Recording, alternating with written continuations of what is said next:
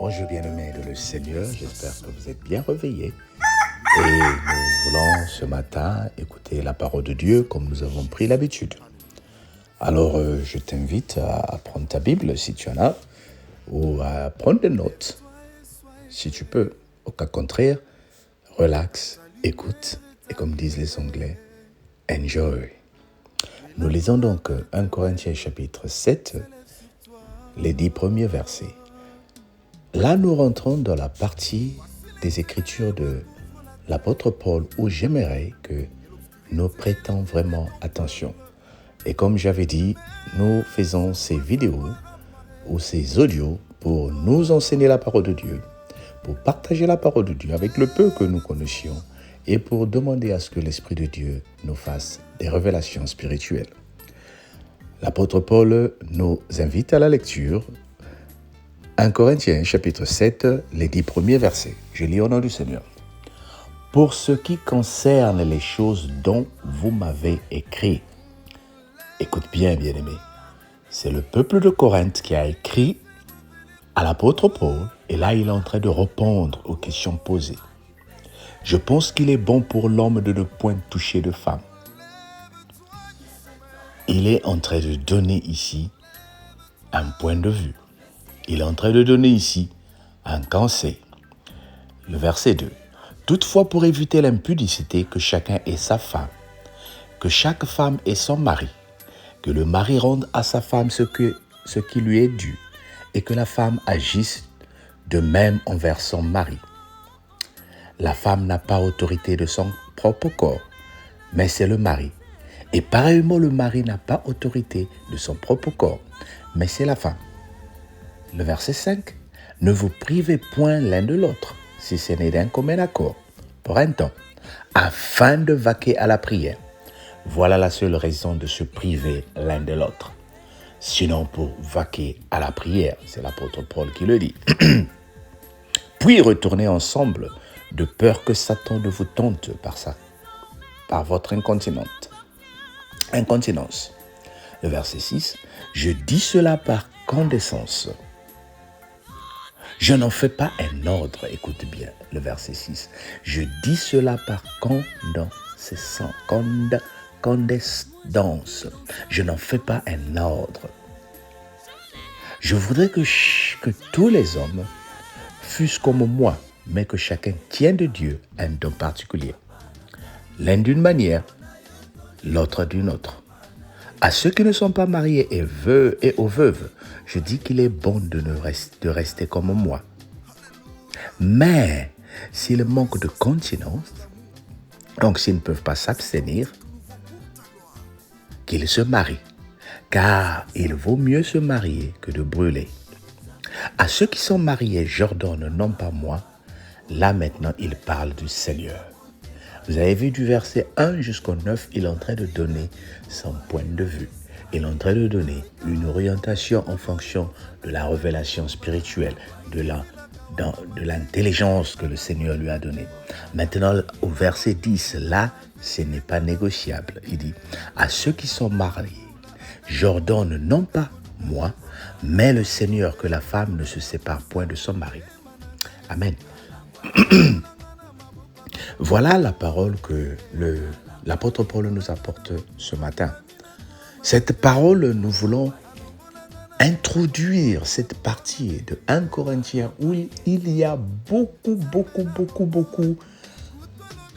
d'orientations, de conseils donnés par l'apôtre Paul qui aujourd'hui posent beaucoup de contradictions dans la vie des chrétiens.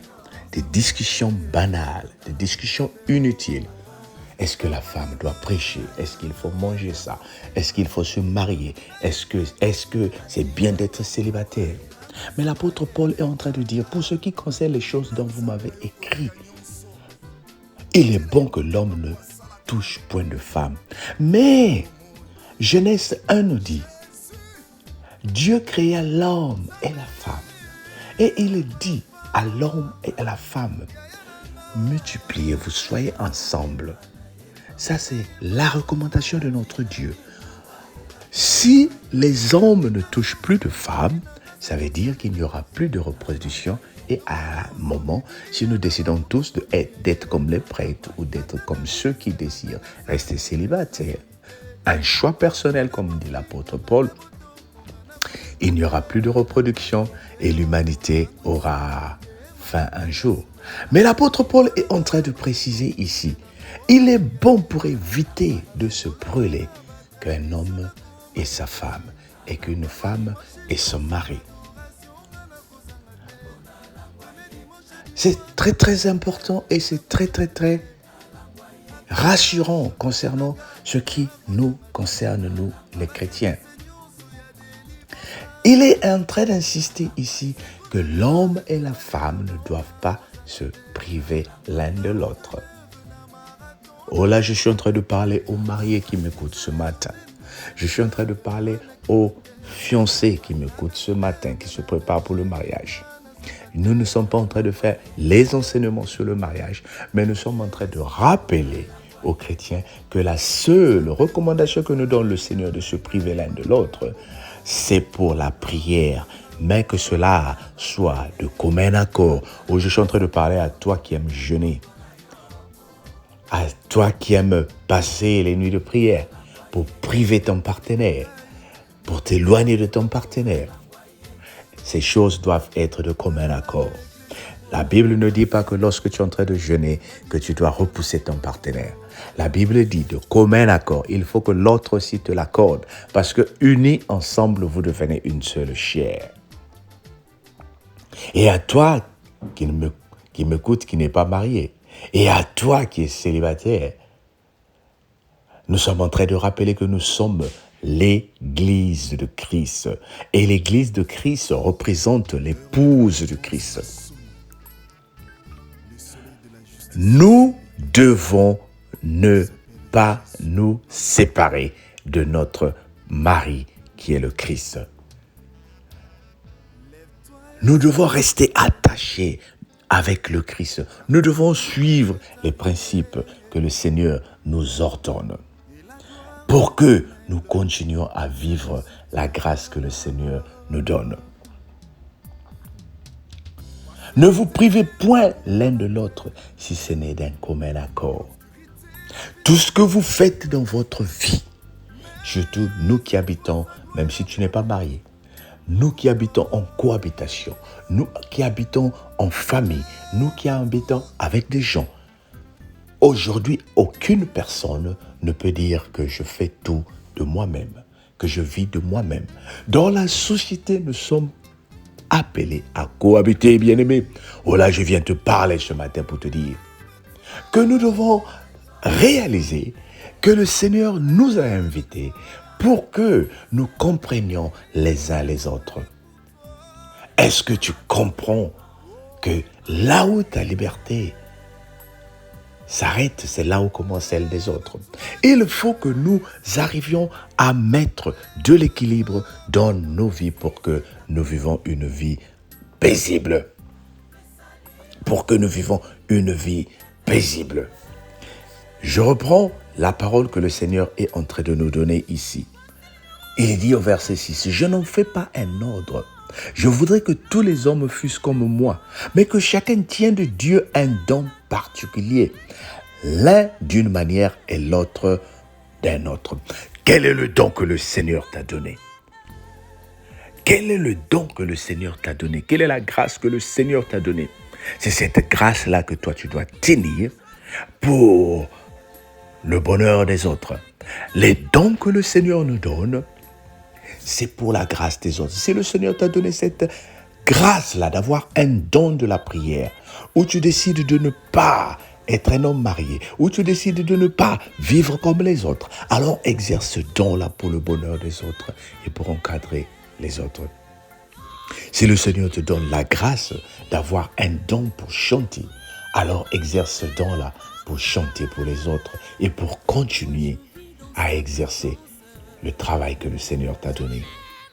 Oh bien-aimé, si nous les chrétiens, nous pouvons réaliser toutes ces choses-là, nous allons vivre dans un monde d'équilibre. Mais qu'est-ce que nous remarquons dans nos églises? Qu'est-ce que nous remarquons dans nos milieux? Nous prenons une seule loi, nous prenons un seul verset que nous isolons, Et c'est de ça.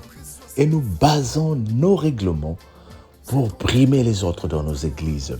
Nous prenons ces lois-là pour briser les autres dans nos cellules. Oh, je viens te parler, bien-aimé.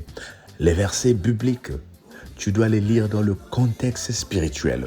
Ne prends pas la Bible, ne saute pas sur un seul verset biblique pour commencer à dire aux autres, voilà ce que dit la Bible. Il faut que tu comprennes. Que dit réellement les Écritures? Dans quel contexte l'apôtre Paul est en train de parler ici? Moi, j'aime l'apôtre Paul parce que ce qu'il est en train de dire, il dit bien que ceci vient de moi. C'est au verset 10 où il vient dire, voilà ce que je tiens du Seigneur, qu'un homme ne se sépare pas de sa femme.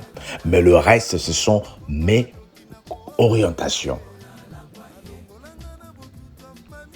Vous savez, il y a des médicaments qui sont permis dans certains pays et qui sont interdits dans les autres pays.